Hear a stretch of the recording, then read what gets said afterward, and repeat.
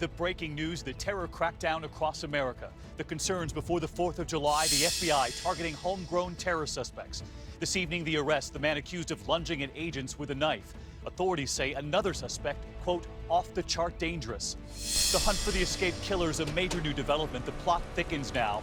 The murder for hire plan. As authorities revealed, there was much more here. 60 million facing extreme weather tonight. Flood emergencies from Texas to Illinois. Blinding downpours. My interview with Governor Jeb Bush.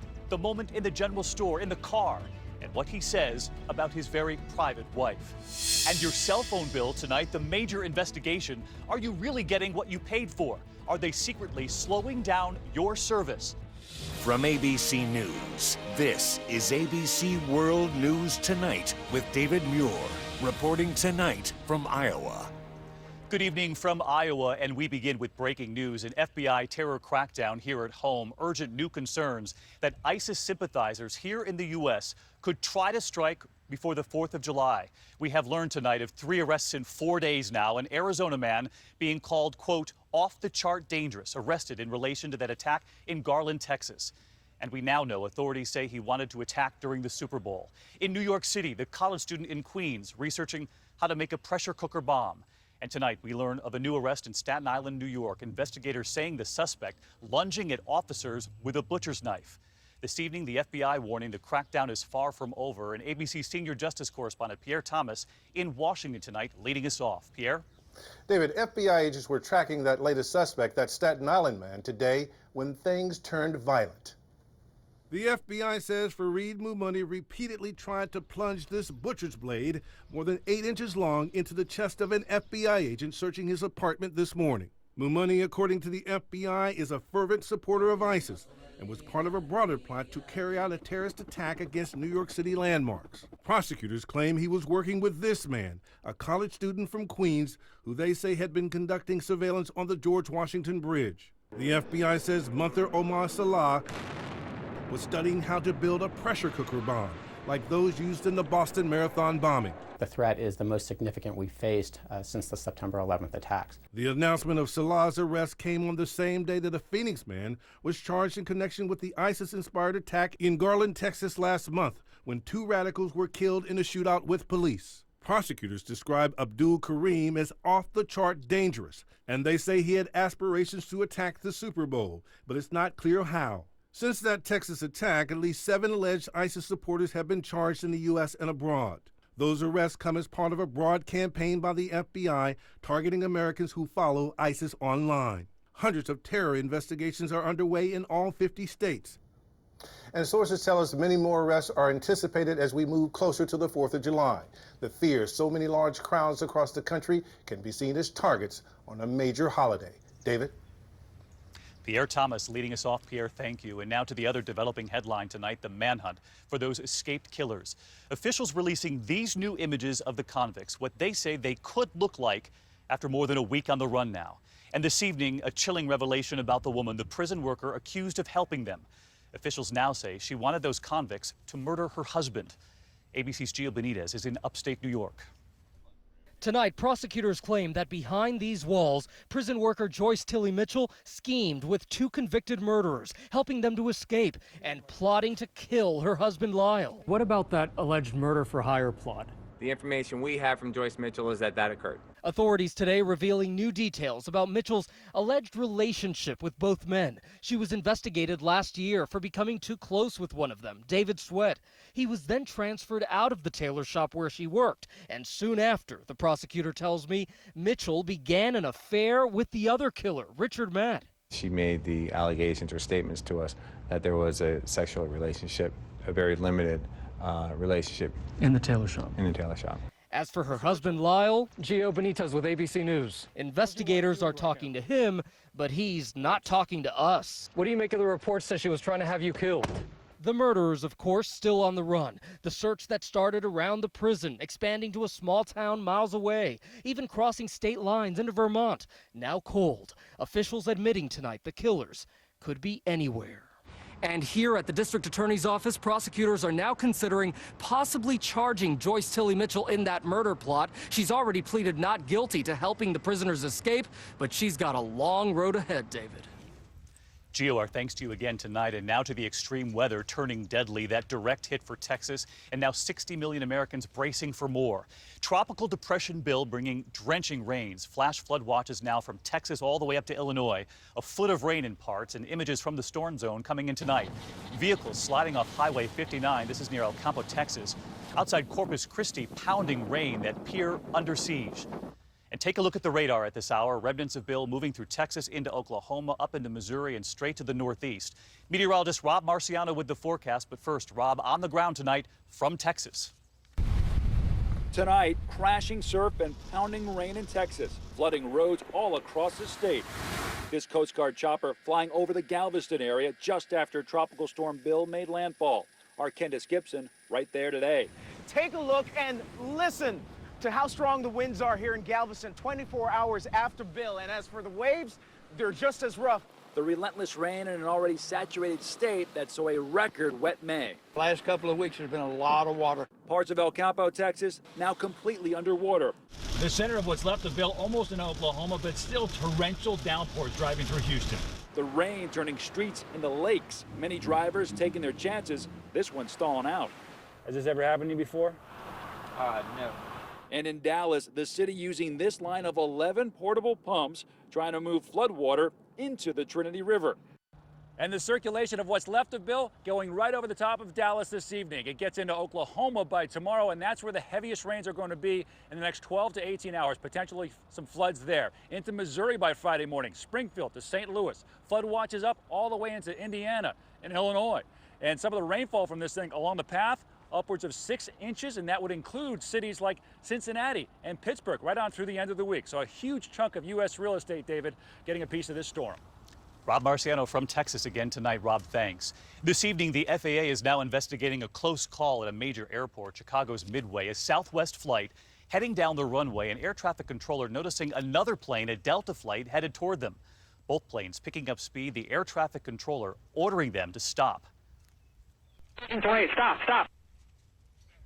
Both jets slamming on the brakes, stopping before they collided. There are major new developments tonight in that deadly balcony collapse in California. Here again is the before and after. That balcony landing on the balcony below, the victims then plummeting more than 4 stories. Tonight here, the faces of those 6 victims, many of them exchange students from Ireland. And now the new focus of the investigation. Take a look at the wood used to build that balcony. The question, was it rotted? ABC's Cecilia Vega from Berkeley tonight. The terrifying moment that 4th floor balcony packed with 13 partygoers came crashing down. And we're on Kittredge Street in Berkeley and a balcony just collapsed. 5 students visiting from Ireland and 22-year-old Ashley Donahoe from California killed, 6 more injured. Today, Berkeley's mayor saying improper sealing on that balcony may have allowed water to seep into the wood. The culprit could be dry rot snapping. A balcony 1 floor below also ordered removed. Investigators fearing it too was in danger of falling. This was a pretty clear-cut case to you. Yes, it's pretty clear-cut. Some signs of possible danger: on stucco, dark stains or cracks; on wooden structures, soft spots. All could mean water damage. What might look fine from the outside may already be considerable damage on the inside. And crews still here working to bring that second balcony down. Investigators also here trying to figure out exactly what happened. This as so many grieving families now making their way from Ireland to California. David? Cecilia, thank you. We turn now to your voice, your vote, the race for 2016. We are in Iowa tonight with former Florida Governor Jeb Bush. Our moment in the country store with him today in the car. Also what he said, the common hurdle that both he and Hillary Clinton face, and what Jeb Bush revealed to me about his very private wife. Mr. Bush. How you doing? Fancy meeting you in Iowa. Yeah. And so it officially begins. One country store, one person at a time. What are you doing in here? I'm campaigning for President of the United States. This just in. The governor telling me he ran out of shaving cream 509 days before Election Day. Oh, there it is. Bless you. There you go. Thank you. Now you're all set. 35 years after you were working the phones here for your father, and look at what we found. A little... Uh-oh, that was me. What would you say to that guy? I would say that was one of the greatest experiences of giving back to to a father who loved me unconditionally when I was a kid. And so as you embark on this 509 days out, how easy is this going to be for someone who describes himself as an introvert? I don't know if because I'm introverted or not, I'm a grinder. I'm really competitive. I'm really focused. I'm very disciplined.